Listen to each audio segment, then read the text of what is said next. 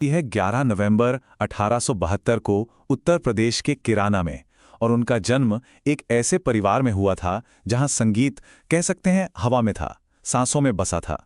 उनके पिता काले खां और चाचा अब्दुल्ला और नन्हे खां यही उनके पहले गुरु बने। अब ये बात बहुत दिलचस्प है कि उनकी प्रतिभा सिर्फ गायकी तक ही सीमित नहीं थी। वो एक मल्टी इंस्ट्रूमेंटलिस्ट थे। गायन और सारंगी तो उनके मुख्य वाद्य थे ही, लेकिन उन्होंने वीणा, सितार और तबला भी सीखा। और तो और वो वाद्य यंत्रों को सुधारने में भी कमाल के माहिर थे।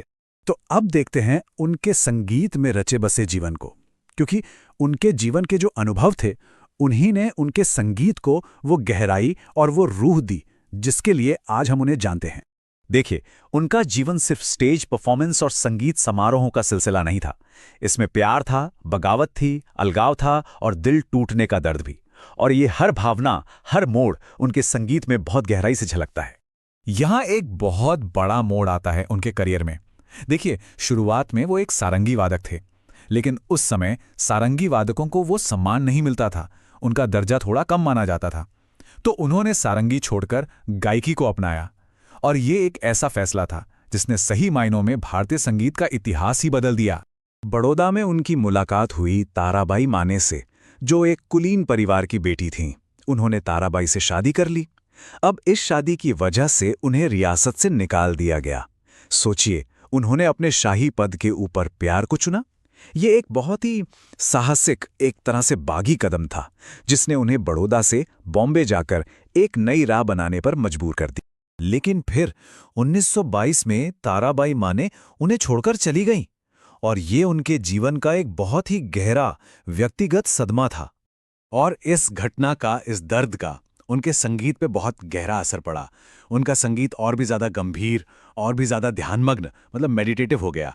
यही वो निजी त्रासदी थी जिसने उनकी कला को वो बेमिसाल गहराई दी जिसके लिए आज वो जाने जाते हैं। तब सवाल ये है कि आखिर वो क्या चीज़ थी जिसने उनकी गायकी, उनकी किराना शैली को इतना खास, इतना अलग बनाया। चलिए उनकी शैली को थोड़ा और करीब से समझते हैं। किराना घराने की सबसे बड़ी पहचान है विलंबित लय। इसका मतलब है राग को बहुत धीरे धीरे, बहुत इत्मीनान से बढ़ाना, कोई जल्दबाजी नहीं। हर एक सुर पर ठहरना, उसकी पूरी भावना को महसूस करना, और सुर की सटीकता, मतलब ट्यूनिंग एक्यूरेसी, इस पर जबरदस्त जोर देना। अब उनकी शैली बनी कैसे? ये कई प्रभावों का एक खूबसूरत संगम थी। एक तरफ तो ग्वालियर घराने की सीधी सादी शैली का असर था, लेकिन, और ये बहुत दिलचस्प है, उन्होंने दक्षिण भारतीय कर्नाटक संगीत का भी गहरा अध्ययन किया, और वहीं से उनके संगीत में सरगम का वो अनोखा और मीठा अंदाज आया। साथ ही वीणा और सारंगी की जो लय थी वो तो उनकी गायकी में हमेशा मौजूद रही। यहाँ तक कि उन्होंने ठुमरी को भी एक नया रूप दे दिया। देखिए, पारंपरिक ठुमरी जैसे पूरब या पंजाबी अंकी, वो ज्यादातर लयबद्ध, चंचल और शब्दों पर आधारित होती है। लेकिन खान साहब की ठुमरी वो धीमी थी, ज्यादा इंट्रोस्पेक्टिव थी। उनका फोकस शब्दों से ज्यादा सुरों के जरिए भावना को फैलाने पर था। उन्होंने ठुमरी को एक हल्के फुल्के अंदाज से उठाकर एक बहुत गहरी रूहानी प्रस्तुति बना दिया। तो उनकी ये संगीत यात्रा, ये आगे चलकर एक ऐसी मजबूत विरासत बनी जो आज भी जिंदा है और संगीत प्रेमियों को प्रेरित करती है। और ये विरासत आगे बढ़ी गुरु शिष्य परंपरा के जरिए। उस्ताद अब्दुल करीम खान साहब से ये मशाल गई उनके सबसे मशहूर शिष्य सवाई गंधर्व के पास, और फिर सवाई गंधर्व ने इस परंपरा को आगे बढ़ाते हुए भारत रत्न पंडित भीमसेन जोशी जैसे महान कलाकार को तैयार किया। देखिए, ये सिलसिला कैसे आगे बढ़ा। उनकी प्रतिभा का लोहा पूरे भारत ने माना। यहाँ तक कि मैसूर के शाही दरबार ने उनके योगदान के लिए उन्हें संगीत रत्न की उपाधि से सम्मानित किया। और उनके जीवन का जो अंत था वो भी उनके संगीत की तरह ही बहुत मार्मिक और यादगार रहा।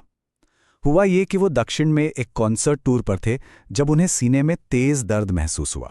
27 अक्टूबर 1937 एक रेलवे प्लेटफॉर्म पर अपने अंतिम क्षणों में वो राग दरबारी में कलमा पढ़ रहे थे, अपनी कला और अपनी आस्था में पूरी तरह डूबे हुए।